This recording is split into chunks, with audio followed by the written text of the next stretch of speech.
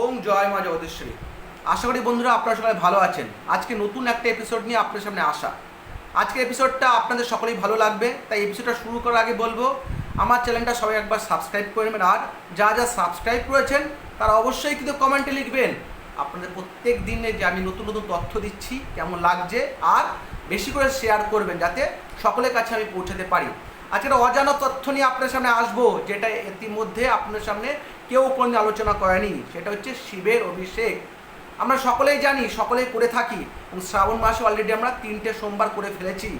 আগামী যে সোমবার আসে, চতুর্থ সোমবার, মানে 12ই আগস্ট, 27 তারিখ, শ্রাবণ মাসের 27 তারিখ, সেই দিনকে যে আমাদের যে সোমবার পড়ছে, সেই সোমবারে আমরা কিভাবে কী নিয়ম অভিষেক করলে আমরা জীবনে সুখ সমৃদ্ধি, কর্ম, অর্থ, মানসিক চিন্তা সমস্ত কিছু থেকে রক্ষা পাবো এবং জীবনে আনন্দে ভরে উঠবে, তাই নিয়ে আজকে আলোচনা।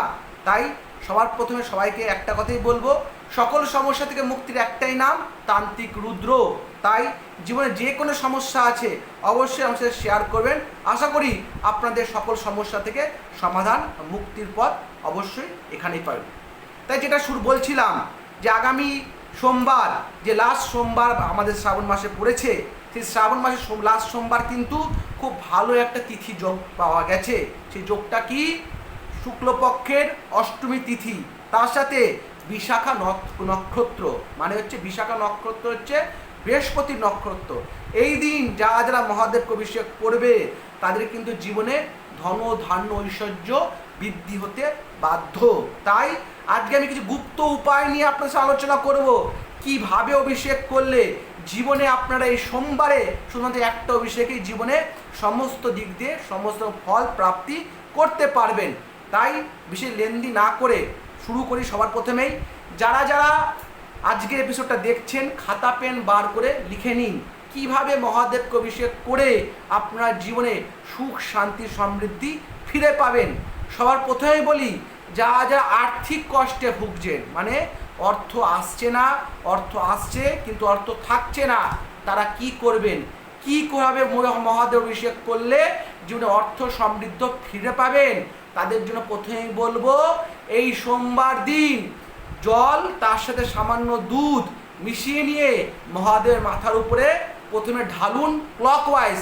কখনো কিন্তু অ্যান্টি ক্লকওয়াইজ কিন্তু মহাদেবকে স্নান করাতে নেই, সবসময় ক্লকওয়াইজ কিন্তু মহাদেবকে স্নান করাতে হয়। তাই কীভাবে স্নান করাবেন? ক্লকওয়াইজ মহাদেবকে মাথার উপরে স্নান করাবেন।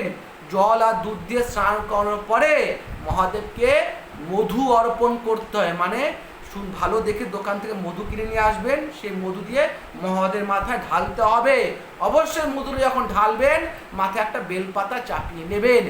মধুটা ঢালা হওয়ার পরে সেই মধুটা মহাদেবের গায়ে ভালো করে মাখিয়ে দেবেন।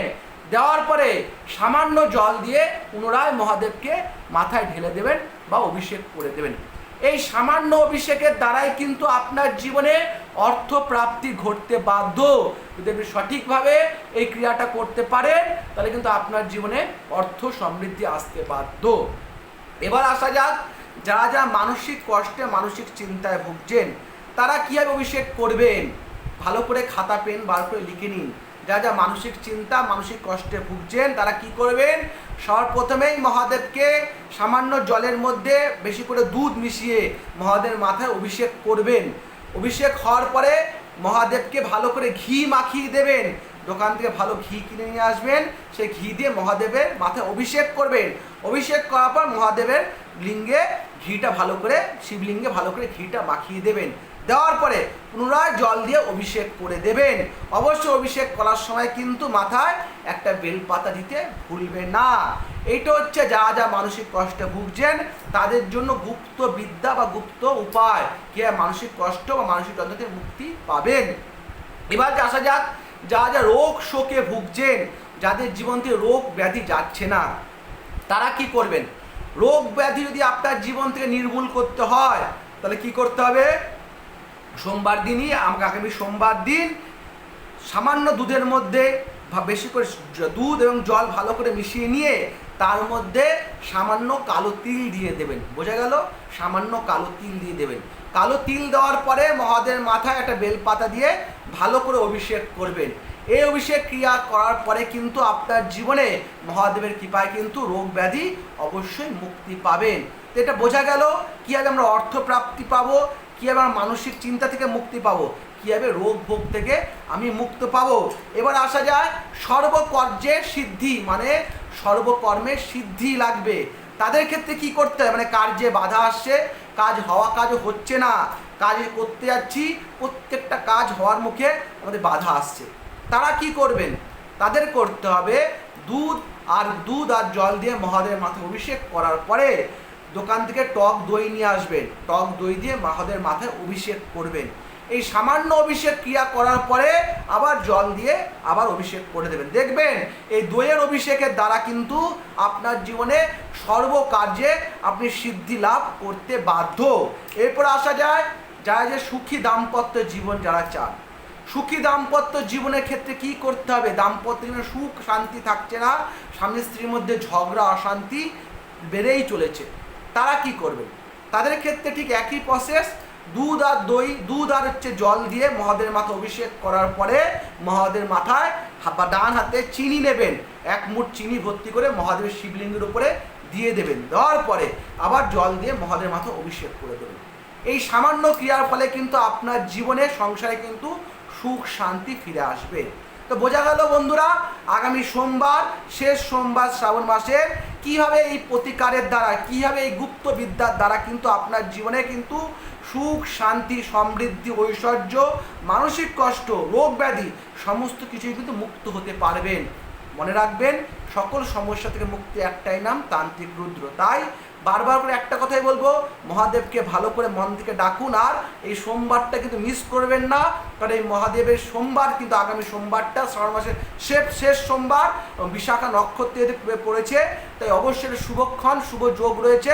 মন দিয়ে মহাদেবকে ডাকুন, আর অবশ্যই একটা কথা কিন্তু ভুলবেন না, যখন দুধ দই ঘি মধু চিনি যার যেরকম অভিষেক করার দরকার পড়লো, কেউ মানসিক কষ্টে, কেউ রোগ ব্যাধি আক্রান্ত, কারোর অর্থপ্রাপ্তি, কারোর কর্ম দরকার, কারোর চিন্তাগ্রস্ত, এই সমস্ত কিছু কিন্তু করার সময় কিন্তু অবশ্যই মাথায় যখন বেলপাতাটা দেবেন তখন কিন্তু একটা মন্ত্র অবশ্যই বলবেন।